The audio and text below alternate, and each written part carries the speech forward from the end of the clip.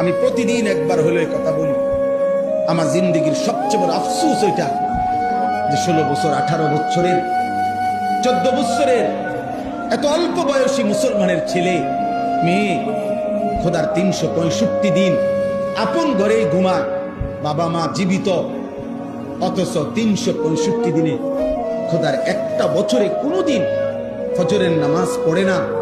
আহা, বাবা মা জীবিত, মুসলমানের সন্তান এত বড় নিকৃষ্ট কিভাবে হয়? আর মুসলমানের মা বাপ এইসা গাফেল কেমনে হয়? ওই বাপ, তুমি এত বড় গাফেল কেমনে হইলা? তোমার সন্তান একটা দিনও ফজরের নামাজ পড়বে না। তুমি কেমন বাপ হইলা? আর এটা কেমন সন্তান? বলো না বাপ, বলো না সন্তান, নওজোয়ান বলো না ভাইয়া, এই কিশোর নওজোয়ান ছেলেরা, এই বন্ধুর কথা বলো, জবাব দাও।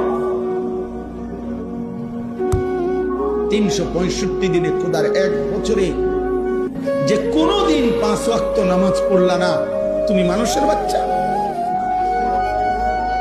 এই হাইওয়ান, মুসলমানের বাচ্চা তো নিকৃষ্ট হয় বেটা। তোর কোনো আল্লাহ নাই,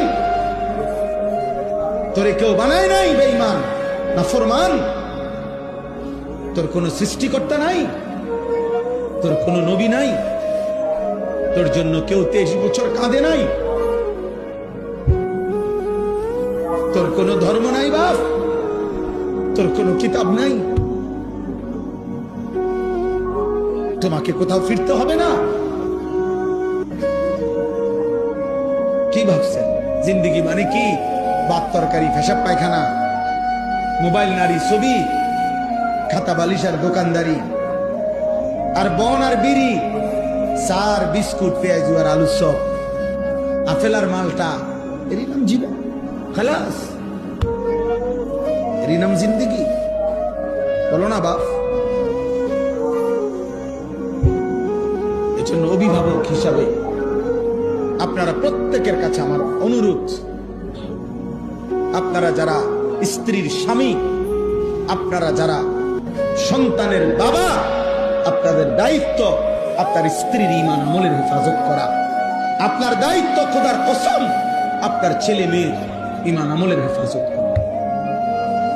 নবীজি সাল্লাল্লাহু আলাইহি ওয়াসাল্লাম বলেছেন, হাদিস, ইজা আইকাযার রাজুলু আহলাহু ওয়া সাল্লা বিহিম জামিআন কুতিবা ফিদ